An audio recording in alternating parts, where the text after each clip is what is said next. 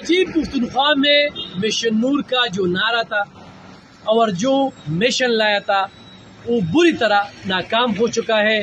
بالکل سناٹا ہے, لوگ سوئے ہوئے ہیں, کوئی باہر نہیں نکلا ہے اور پوری پختونخوا کا یہی حال ہے. جو میرے پیچھے آپ یہ بڑا بازار دیکھ رہے ہیں, مین شاہراہ ہے, 9 بجے سے لے کر 10 بجے تک کوئی پی ٹی آئی کا ورکر نہیں نکلا ہے اور سب اس بات پہ کو سمجھ چکے ہیں کہ مشن نور ہے کیا, مشن نور کس کا نعرہ ہے, ہم مشن نور کس لیے کر رہے ہیں. اس سرٹیفائیڈ چور کے لیے جو جیل میں اس وقت موجود ہے.